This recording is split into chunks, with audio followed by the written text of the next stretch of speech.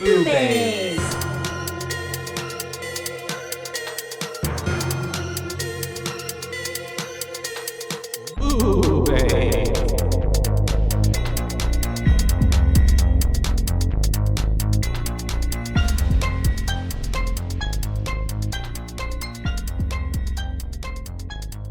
Welcome back. Welcome.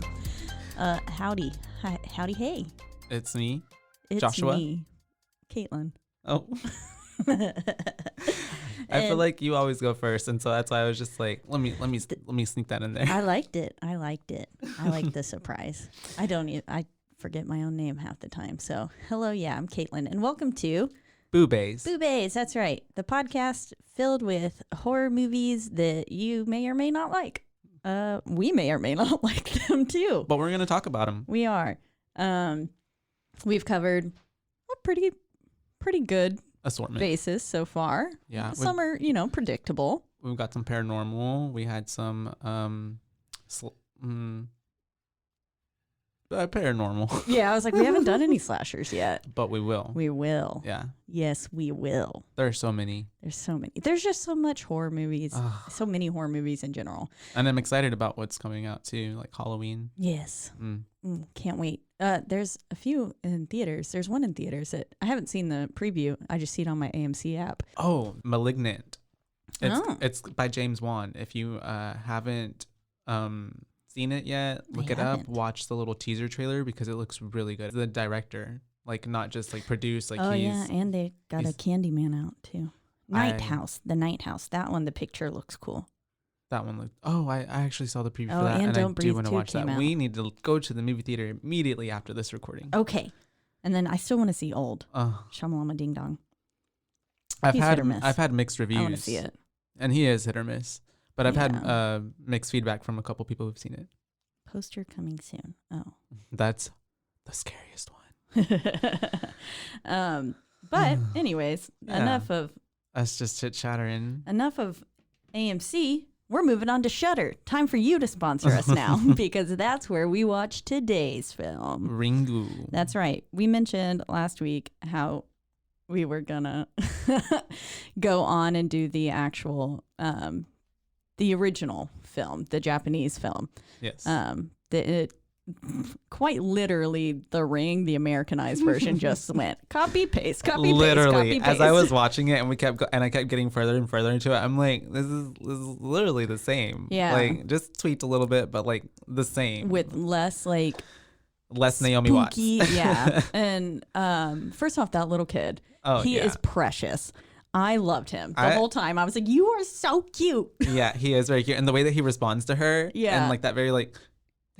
Yeah. And he wasn't like a weird little freaky kid. Yeah. And he was just being like, I mean, he was an actual kid. Actually, well, the thing is too, is like, I felt like he still gave that kind of like, not creepy, but like almost there's something not right here kind of vibe. Well, he was independent. Yeah. But I also think that is pretty true in like a lot of the acting was just too. Better.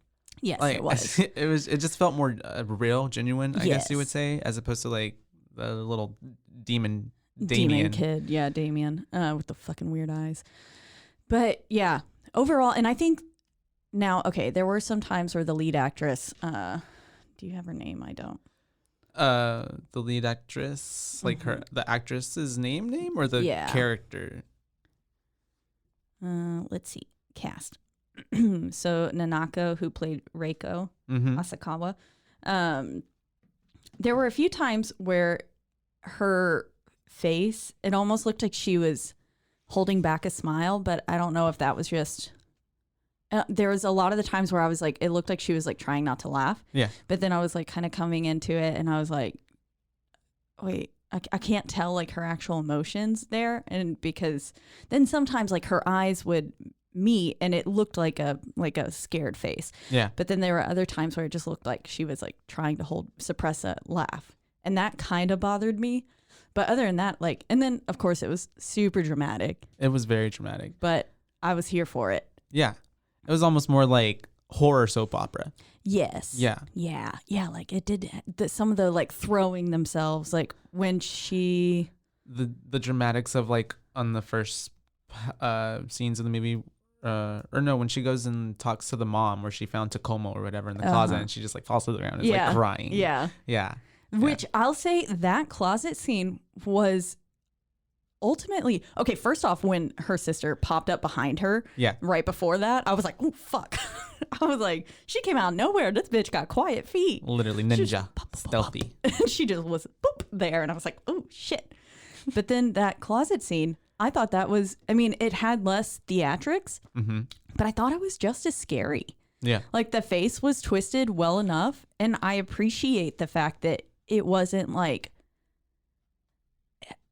it literally was just that their heart stopped. Yeah. Because like the American version, it was almost more like it looked like they had been drowned and like been sitting there for a while. Yeah.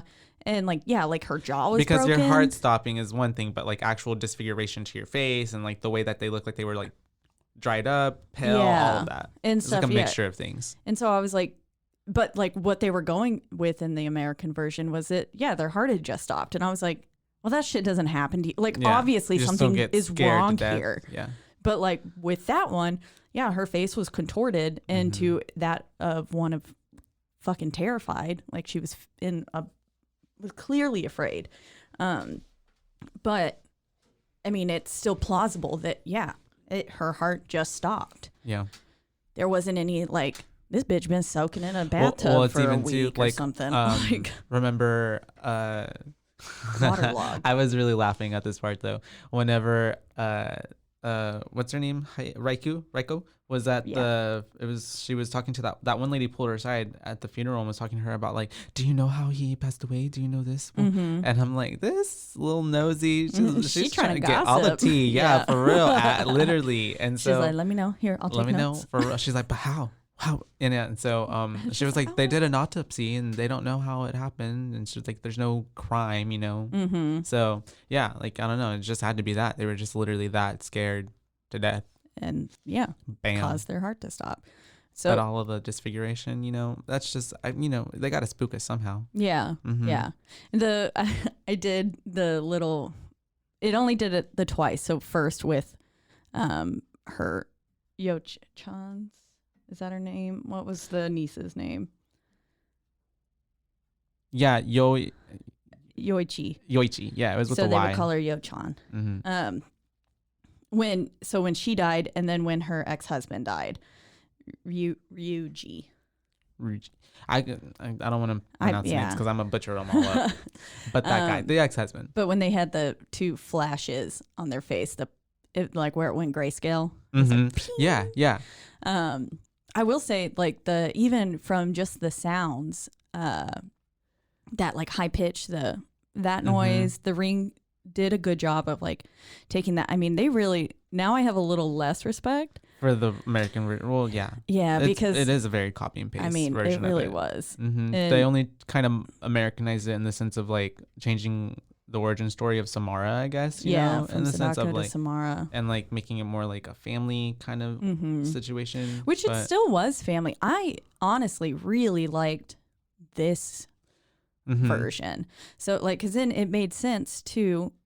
Like the mom had supernatural gifts. Yeah. So did the daughter. And predicted that volcano erupting or whatever. Yeah. And that was fucking hardcore. She threw herself into a volcano. Yeah. I was like, damn, bitch, there's some Gollum shit up in here. I love it. And die with the ring.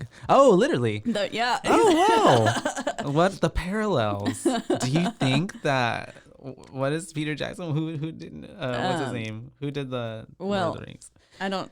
Yeah, I think Peter Jackson did. Yes, he did. Yes, he directed them. Good Lord. But he was subconsciously making the parallel. Maybe. I mean, that was based on the book, though. Yeah, so true that. They probably, if anything, the Ring copied it from. Well, and then the Ring is actually nice segue there, Caitlin. The Ring is based. Ringu is based off the book by Koji Suzuki. Who is basically like the Japanese Stephen King, because he has a whole bunch of other books. Oh, nice. They're called like Spiral, Loop. One's called Birthday. I've watched Spiral. I've seen seen the movie adaptation of Spiral. But I've not read the book. Was it good? Yeah. Oh, okay. I thought it was good enough. Maybe I'm confusing it, but I've seen something called Spiral. Oh, but you're talking about the Jigsaw one? No. Okay, no. then yeah. Okay. No. Or Yeah, the I've Saw not actually thing? seen that. That movie. Wait, is it even out yet? I don't know. I think. All right, tune in. We'll find out. But I like Saw, but I don't. It's based off that book. So a lot of it's pretty nasty. I hadn't watched those movies until probably like last year when I actually sat and like went through all of them. Oh, literally all of them. I saw quite a few of them in theaters as they were coming out. All of them. That was a really dark, bingey, like 2.5 days. Some of the scenes, like when that leg, and then they twist it and the bone splinters out. Ugh, speaking of nasty, when Sadako comes out of the fucking TV, with her fingers, like they were almost like splayed like flat though, like with all the nails were gone, peeled back, and then it looked like the fingers had been like smushed. Like her pinky on one hand looked, oh God, it was so gross. I was like, ugh. I gave you the ucks. Oh, it makes my fingies hurt. Yeah. But then I was confused on the nails in the well.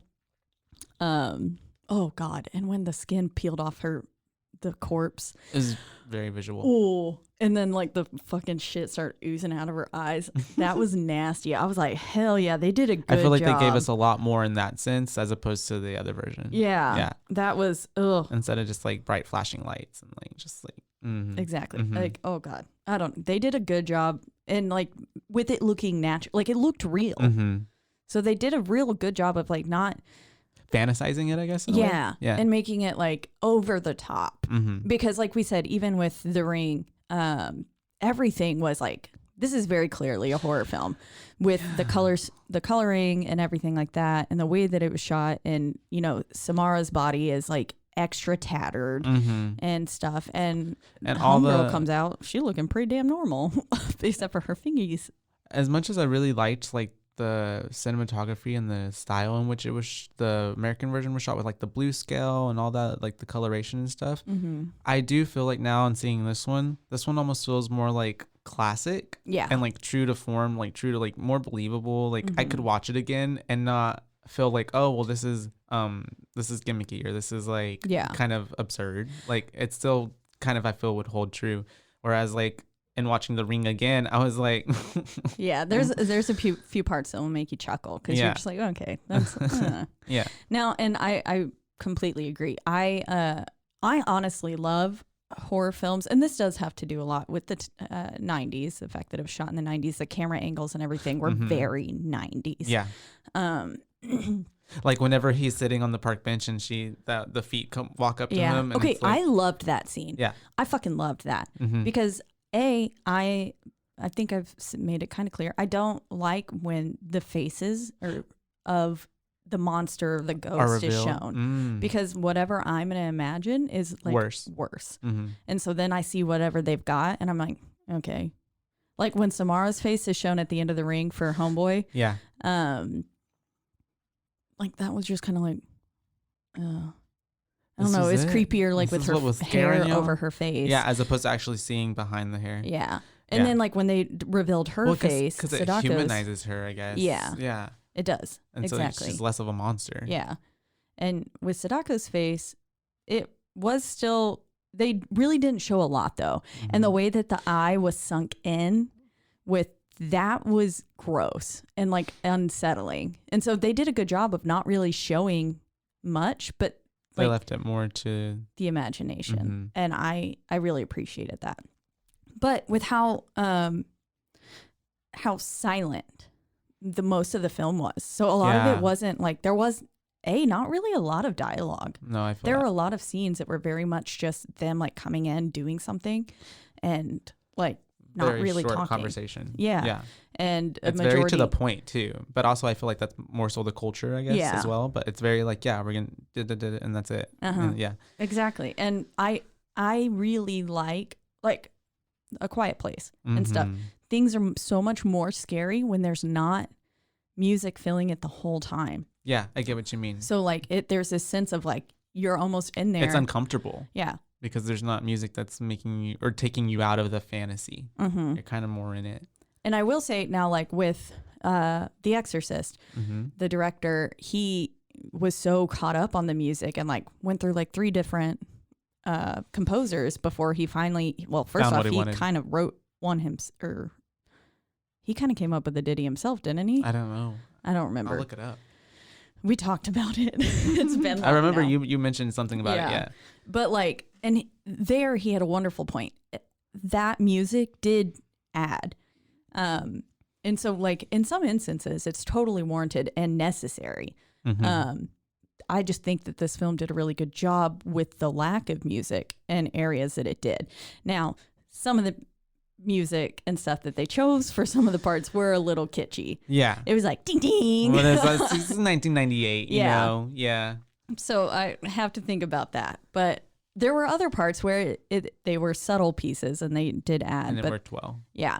It really added to the nuance of the whole film. I agree. Because I even liked the whole like, it was very like I felt like it was nighttime all the time, even when it was a daytime shot to me. And the daytime shots were very bright. Yeah, like I don't know. Too, so that's interesting. I don't know. I just felt like it was very, maybe because I watched it on my phone too. I don't know, as opposed to the TV. Yeah. But that might have added to it. So I added more to the ambience there. But I don't know. That's like I just felt like it was more. Maybe it was the way that they shot it. Not a filter, but I felt like there was always a filter on. But it wasn't like the blue. Yeah. Like the other ones. It was like, I don't know. It felt almost like, maybe that's why I used the word classic earlier, like vintage. Like that's the word I guess I'm going for. Yeah, I can see that, especially in some of the like office scenes. Well, I definitely got that. And then vibe. especially also like on the flashing when their faces would be like, yeah, you know, so like that, like, and it almost felt like after that would happen, I would want to hear the like dun dun like from Law and Order. Yeah.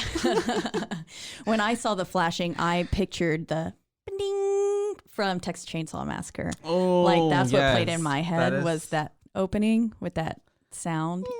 Yeah.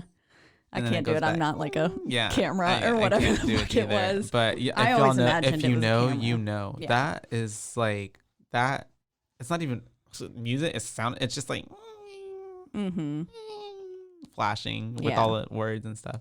Man, yeah, that's good. That's good. Classic. That's good. I will say I loved The Ex-Husband. Well, in The Ring, first off, I liked that they came out and they were like, yeah, I'm essentially, what's the kid's name? His name?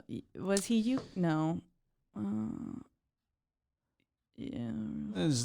Fuck. Was he? You're no. There's so many people.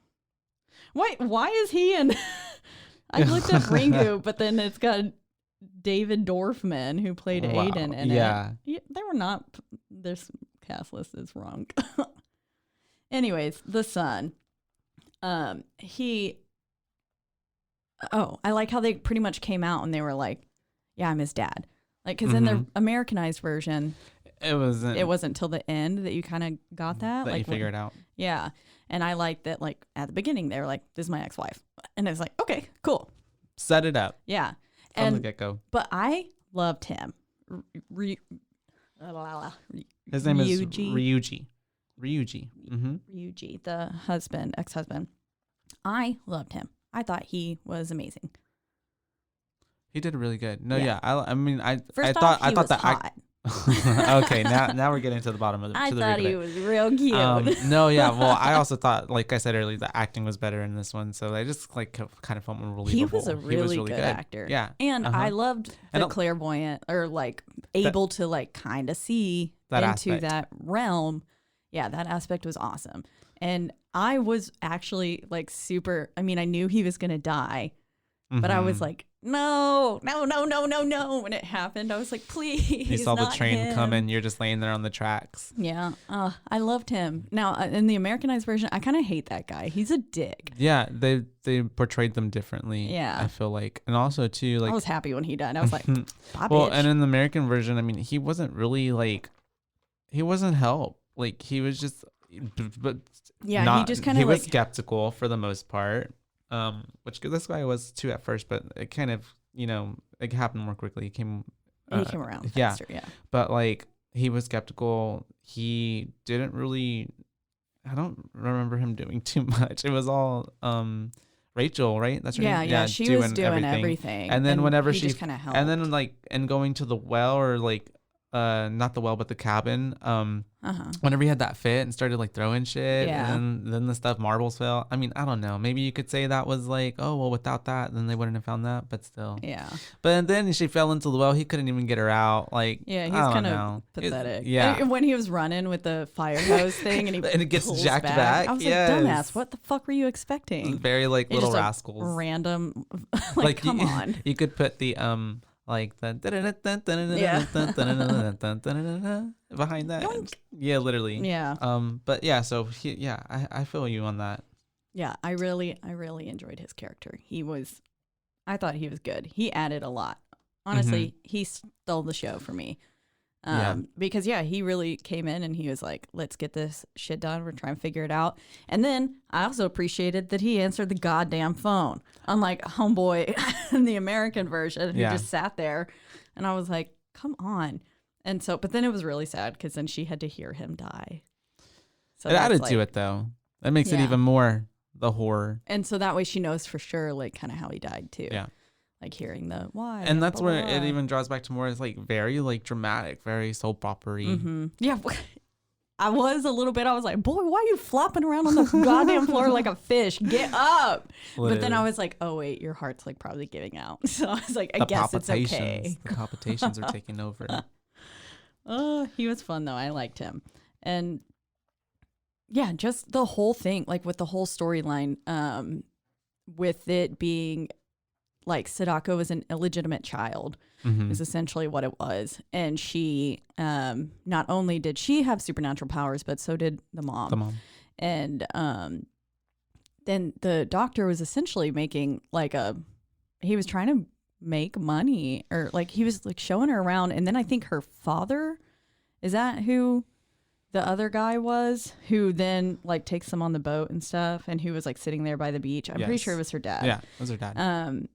He's the one who even introduced her, I think, to the doctor and was like, let's like get some money off of this bitch kind of thing. It's really is what I gathered. But yeah, so that whole demonstration with her like being able to see what those other people were writing and predicting it or whatever, and them showing, and then the way everyone got so up in arms at that little meeting, and they were all like, no, you're making a fool out of me, blah, blah, blah. I was like, y'all are so, calm the hysteria. Down. Yeah. It happens fast. And then Sadako was like, die, bitch. And stop that man's heart. And I was like, ooh. And then she just runs out, and her hair was over her face even then. I was like, man, this bitch just was born. Well, I guess Samara's was as well.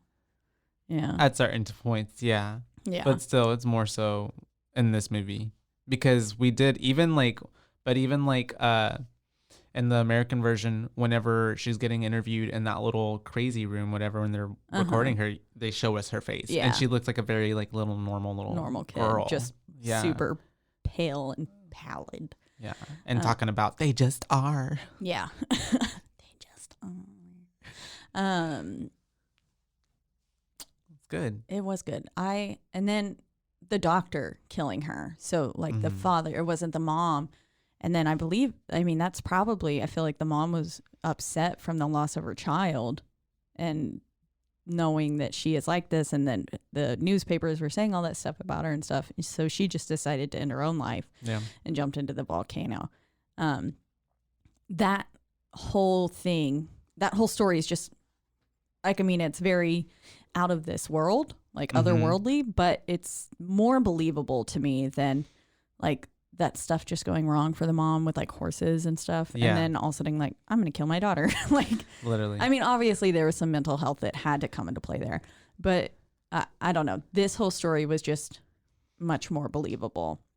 And then the father like having some sort of guilt, and then it's like helping them. And also because it's more of like, it's a book, you know, it's a beginning and an end. It's a closing and like to the chapter of everything, and you understand everything. Whereas in The Ring, we didn't really know a lot. We still, when the movie ended, even though things kind of were like whatever settled, well, everything's good now, you're still left with a lot of like, well, you know, questions. So even I realized, so I up until like had always thought that, really you only need to make a copy to be safe. I didn't realize it was make a copy, then show it to someone else, which makes more sense for the closing of the American Ring now when they were like, when he says like, but what's going to happen to the person we show it to? And I was like, why do you have to show it to someone?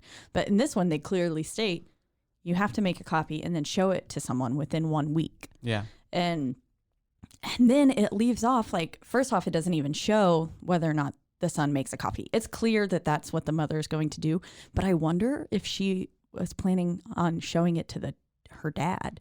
The grandpa? Uh-huh.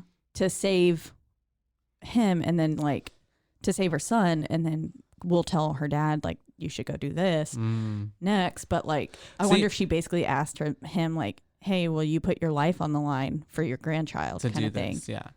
That, I mean, honestly, because what is she going to do? Go ask like a stranger?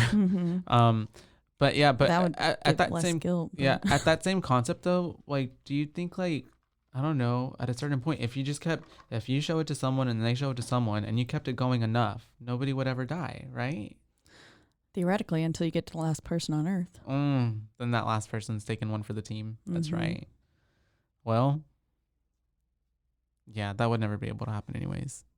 As if the McCrispy couldn't get any better, Bacon and Ranch just entered the chat. The Bacon Ranch McCrispy, available at participating McDonald's for a limited time. Ba-da-ba-ba-ba. Well, and what would be like, and nowadays, like, what would you do? Like, live share it, share it to your story, I guess. Post to your story, you'll be good. So we talked a lot about how they, the actual film, the VHS tape from The Ring, and we haven't talked much about this one. I love how whenever she was like, "What's that?" and he's just like, "Oh, someone must have left this here." That VHS. Yeah. Look, I guess someone left it. You can watch it. Yeah. It much shorter, much more simple. Yeah. Less artsy. Yeah. But maybe even more so in a way. I don't know. I really liked it. The man standing with the thing over his head, just pointing, is like, ooh, and then when she sees him, like later on, like in multiple front of things, times, yeah, it was like, oh, okay. It's like that was the version of like how in the other film Rachel was dealing with like pulling shit out of her throat and like seeing things, and so so that's what this one definitely didn't seem to focus so much on the like burning images in. It still had a bit of it with the hand grabbing and showing up on her own skin, but you could still, obviously these images were spilling over into the real world, like, because the first instance, well, that I can remember right now, is when her son is going to go watch the film, and then she gets woken up by in the middle of the night laughing, by her, and then by her niece's ghost saying auntie.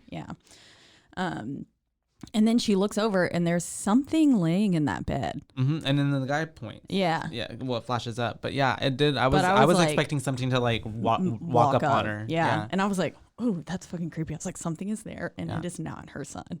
Or and even when she first watches the video, and then the TV flashes to black, and then she sees the girl behind her. Yeah, I liked that. I thought that was pretty good too. And I like the you saw it instead of 7 days. 7 days. Yeah. Oh, and I also liked 1 week. Like, as when they would talk about it, it's like 1 week, not like 7 days. Yeah. Yeah. Yeah, I guess the Americanized version, that's like the whole thing of it. That's its whole kick. And so I guess it did a good job in differentiating that way. But yeah, just the few times that it did flash into real life, and then it was almost as if it was helping her, because then the thing showed her that her son just watched that film, because otherwise I feel like she wouldn't have wouldn't have mentioned she would have just it. Been asleep through it, and then she would have woken up to him next to her. She would have never known that he watched it. And I don't think he would be like, Mom, I watched this weird movie last night. I even love like when she's like, why would you dare do that? And he's like, Tomoko told me to watch it. And then I was like, oh shit. And I was like, so he has gifts too, the son. And then also, fuck that cousin, man. She's trying to kill her little, like, I mean, because the Americanized version played that up too, their connection and how like they were going, but I don't think he watched it because of her. No. Yeah. And so, but then the ex-husband states at one point, he was like, that's not Tomoko anymore. He's like, this is something else. A Sudoku. That's taking her body essentially and using it for her own will. But yeah, then it even helped her figure out the copy thing when she sees again that pointing figure in the mirror or reflection of the TV. But and then the way that the scenes came into real life were much more realistic in my mind. Like it made more sense. And then how the clue with the like when they just opened the thing and saw the little mirror and stuff, that was, and then the clue of Sadako in the eye with the Sada, and I thought that was neat. There were a lot more parallels and a lot more what's that word? Foreshadowing. Yeah. And then the eruption thing, like I like how that it kind of tied it all together. I mean, so did the film and The Ring. But just this one was, instead of like the people turning into maggots and stuff, like it was the letters, and the letters start swimming, and then those people were crawling very strangely, and it looked like some were going like some were being fast forwarded and some were being rewound at the same time. Like the way that their bodies were moving in conjunction, it looked like it was like two separate tapes that had been meshed together, and it was like, I guess maybe that could be symbolic of a cyclical thing. Something like people to it, always moving forward and then some moving back. I don't know. 2 steps forward, 1 step back with this tape. You just melted my brain. Who knows? But maybe I'm reading too much into it. But I thought it was very simplistic, and it was like very short. And I feel like you can watch the whole thing because of how short it was before you go like, what the fuck did I just watch? Yeah, and not like be like, oh, maybe I should stop this. Yeah, this is kind of going on for a bit. Like I'm bored. This is a weird student art film. Our TikTok attention spans, it's got to be 15 seconds. Yeah, and that pretty much it less. was. And I mean, like I could see, and then I liked the story of how it came to be. Like the little boy he was trying to record his favorite show, but the channels were off and where he was, and so that channel didn't exist in the prefecture that he was in. Yeah. And then it should have just been a blank tape, but it wasn't, and that's how the original tape got started per se. I don't know that. There's more explanation there to it. Yeah, I just thought that was kind of cool. As opposed to my interpretation, and the other one is that because they built the cabin on top of the well, and there was a TV and VHSs there, she just like imprinted it onto a blank VHS tape, like there, like yeah. Which does, I mean, with that version, it does make a lot of sense. Like that makes sense that it was done that way. And then, I mean, she still has some sort of ability to like put something on something. Yeah, like her spirit. Yeah, she's still imprinting it in a way. And then, I don't know. They still built a cabin over this one. I like how these people, like, first off, I don't even think she like rented that room. It looked like she just walked into the cabin the first time. She was just like, okay, this is me now, and this is mine. I'm here. Investigating. Yeah. And then when they went to go fucking dig up the well, I guess they didn't do it in the Americanized version either, but like they were at least breaking the ground like in a cabin. These motherfuckers just walk up under a porch and they're like ding ding ding in broad daylight, just breaking in. And I was like, okay, but they came prepared. I mean, with the ropes and stuff. They weren't messing around. And then I was also confused as to like how they didn't find her body for so long. I was like, homeboy was down there like tromping around for a bit, and her body ain't like literally right anywhere. there. Yeah, I was like, it's only up to your waist, sir. Like, yeah. And it wasn't a very the diameter. Wide well. Yeah, I was like, you should have been able to find her body a little bit sooner, I think. Or like, you accidentally kick something, and you're that's like, a skull. Oh, yeah, that's a femur. Yeah, and then if I ever felt one, floats to the top. No, yeah, definitely, it was. It did take him forever, and it was just like. That scene was very dramatic. That's the whole very thing, much and so. I was like, okay, yeah, because then at one point she was like it's almost fucking 7:00. Like, my time's up. We have to hurry. And then he comes back and he's like, it's 7:10. You're alive. But like, that scene was very drawn out. But it still felt like productive. I don't know. No, yeah, I mean, it still came, was adding to the closing of the story. So. Yeah. Overall, I mean, there's no way you can hate this version and then also like the American version, because the Americanized one just literally took it and said, it's the same thing. Here we go. Here, literally, just we're gonna people. supersize it. Yeah. Here you go. Exactly. And so, I mean, as a standalone, I think it is. I thought it was really great. Like it. I and really then like liked the story of how it just, like I said, it you get everything you need from just that one. And in comparison to the Americanized one, I think I can't tell if it's because like I know in my head I should like it better because it's the original, and like so I can't tell if my opinion's being swayed or not. But I do think I like it better.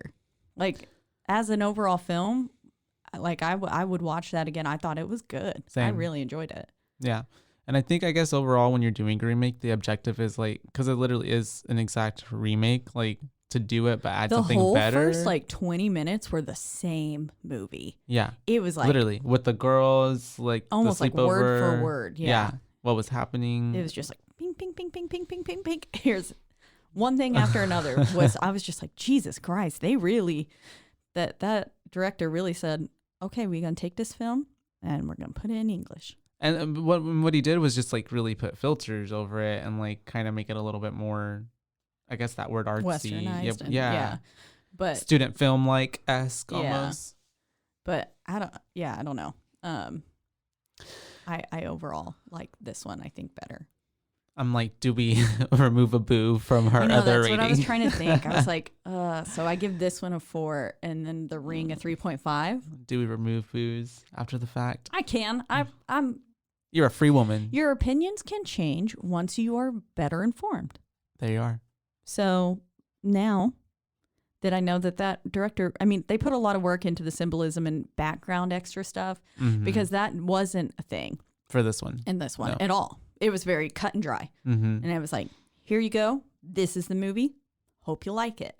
Like, not much more to read into it. It's like, we're telling you exactly what the fuck is going on. And I think maybe that's why with the other one, you're always kind of like, what is happening? Because there was just so much like symbolism and so much you're trying to like, well, this is because of this and this might be because of that. And then stuff that I would have never known unless I researched it, because I didn't until I read more about it. And then I was like, oh, okay. Now I have a higher respect for this movie. Yeah. And this movie, as a standalone, the Ringu, I don't need that. I watched it and I was like, okay, that's exactly what happened. Yeah. Great. I like that. I mean, it was solid. It's great to have some amount of symbolism, and I do believe this had that as well. But they just would come back and explain it later. There was no I feel like there wasn't many plot holes. Yeah. Like it was just everything was well covered. They covered every base and they said, this is the thingies. Here they are. You have no questions, right? If you do, you're dumb. So literally, I think I appreciate that. And so less is more sometimes. Yes. Simple, 100%. Minimalistic, especially I guess sometimes with horror too. Sometimes you add a little bit too much in there. Most of the time, literally, in my opinion. And it just blows it into being more just disbelievable, you know? Like kitschy, and it's just like, okay, like this is the same shit I've seen a billion times. And this one, less, it was definitely more. Like I loved the uncomfortable quietness, and then just the scenes where they would come in and like look around and not say anything. Yeah. But they would still interact. Like it felt much more real than. Well, I guess there's a reason why they wanted to adapt it and remake it and think like, oh, we look at that over there, we can make a whole lot of money if we put that over here. Exactly. So, yeah. I understand why they did it, because it was a great film and makes sense why they tried to copy it. It was really good, really solid. Are we ready to give it a rating? Yes. I'm gonna give it the 4 boos. Maybe even. Now I feel really bad for whatever I rated The Exorcist now. I have no clue. But I don't know, maybe even 4.5. I really liked it. The acting, though, is where I'd probably... Okay, no, 4. See, it's sad, though, that even for me, though, the acting in this one was better than the acting in the American version. It 110% was. It was mainly the lead actress. For you. There were some things that I was like, okay, like I can't... Connect. It was too soap opera-esque. Yeah. But, like... The kids acting, loved him. Loved the grandpa too. He was such a fun side character. Go fishing. Yeah. And the kid's like, you suck at this. I don't know. I the loved honesty. it. Yeah. Yeah, I would honestly give it a 4.5 as well. It was pretty good. I mean, it's close to a 5 for me at least. I liked it. And it's really the lore to it. Like it's really. And so yeah, it does come from Okiko. I had mentioned that last week or on the last episode, and I wasn't sure. I was getting Sadako is the film version, and so that's where I was getting confused. But Okiko is the actual reference from the lore. Yeah, and who was thrown down the well and was seen or climbed up each night to terrorize that man who, killed her essentially because she wanted to marry him or whatever. Yeah, and then she's counting for the 10 plates and one's always missing. Blah blah blah. And so then she's crying and wailing and and at that castle in which they did kind of seal up that whale. They put a whole thingy around it, so she couldn't get out. But also she's a ghost, so she can probably just phase through it. It's whatever. And if you want to hear more about that, there's more in depth on that in the other podcast listen where we to talked about the Ring, original one of the Ring. But yeah, so 4.5 from both of us for Ringu. Honestly, you guys, I think I am gonna give it a 4 though because of I don't know. I'm just like thinking like backpedaling. I can't tell. I'm between a 4.25 booze. Okay. There you go. I like it. That's what it gets. You're for meeting me. in the middle. You're compromising. Yeah. The growth. I really enjoyed this film though, and now I want to go watch the others, even though I've already read online that they're not as good because the second and third hardly ever are. Sometimes it's like, why make a sequel because you have a don't good fix something that's not broken. It's already good. Don't touch it. But anyways, people get creative. People feel like they need to let that out into the world, or they just want to fill their pocketbooks. They should have kept it to themselves. Yeah, it's probably the pocketbook thing. They're like, the first one did well. Let's make more money. Well, it's kind of also too like The Quiet Place, Quiet Place 2. Now that one was better in my opinion. I liked the second film I liked better. it a lot too. I liked it better as well. John Krasinski though, after he made The Quiet Place 1, he did not want to do a sequel at all. It wasn't in his interest. He felt like he had had told the story he wanted to tell with the first one. It leaves off on such a cliffhanger. but the studio, because of how successful The Quiet Place 1 was, told they wanted another one, and they left it open for a third. And so, but the thing is that the studio literally told him, if you don't write it, we're gonna get someone else to write it. Oh, so that's why he came on board, because if I'm that's my story, bitch. Yeah, so that's why he came back to do the sequel. That makes sense. He never wanted to, but then he's like, my character's dead. What else do you want? Yeah, and there weren't talks to do a sequel whenever the first one was first coming out. Like it was just like, that is what it is, and so. It was the studio, and they basically kind of strong-armed him to do it. To make more. Huh. Yeah. A little tidbit there. Fun. Yeah. We'll have to cover those eventually too someday. Those are really good. Yeah. We can do a 2-in-1. Yeah. Yeah, because when we saw that, we watched that one together in the theaters, Quiet Place 2. But I had only seen A Quiet Place 1 in theaters. And I had never watched it again. Because honestly, I liked it, but I didn't love it. And so then I forgot literally everything. And so I couldn't even remember if John Krasinski's character was actually dead. I had to lean over at one point and I was like, wait, is he dead? He's really dead, right? I remember. And I'm like, yeah. I was like, I have no clue what the fuck is going on. In the past. Yeah, I was so confused. Anyways. That sounds like it's going to be good already. We'll save that for another time. Anyways, we are in the lovely Rogue Media Network studios. They take great care of us. Always. Yeah. And so we're here. Go listen to the other podcasts on this network. I'm sure they're amazing. Just kidding. I listened to a few of them.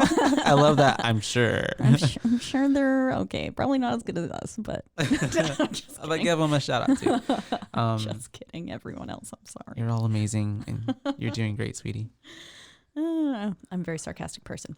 Anyways, you can find us on social media. Yep. The only place being Instagram, and that is at Boo Bays Podcast. That's right. All one word. All the things. I always want to chop off the podcast part. Yeah. Yeah. We wanted to make it just so we weren't. I don't know why we did that. Well, because Boo Bays was taken or something like that, so we had to add podcasts. Was it? Otherwise, it was going to be at Boo Bays 1 or something. Well, anyways, you guys, you can follow us at Boobaes Podcast. And that's BOOBAES. No second B. No, not boobabes. It's gross. Yeah. Boobaes. We want it to sound like boobies. Boobies. That's right. You can also listen to us on several platforms. All of the important ones like iTunes, Apple Podcasts. Apple Podcasts, yeah. You can find us on Spotify, Pandora, and Stitcher as well. And Google Play. There's a variety out there. Literally anywhere you want to listen to podcasts, you can find us. So that is awesome. And look for us there. Don't forget to rate, review, and subscribe. Because without that, we couldn't keep doing this. That's right. We'll never get ahead in the game. So tell all your friends, join a cult, join our cult. Ooh. The Boobaes cult. Okay. Tell everyone, strong arm them to listen. Twist their arm. Say, if you don't listen to this, you're going to die in 7 days. That's right. Samara and Sadaku are coming after you. And Okiko. All three. It's the Holy Trinity. They're just Holy Trinity.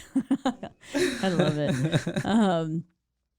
Oh, that would be like a cool T-shirt. Oh gosh, with all three of them, and it's like it says, "Okay." Well, thank you hey, guys. Maybe we'll make merch, and then you can buy that too. Literally. Oh man.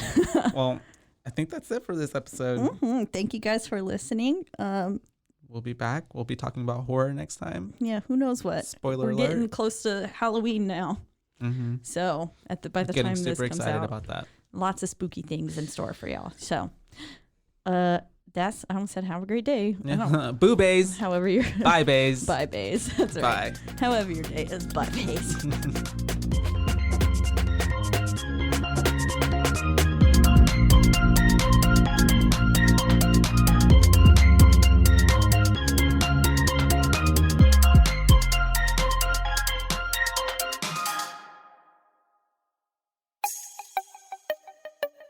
This has been a Rogue Media podcast.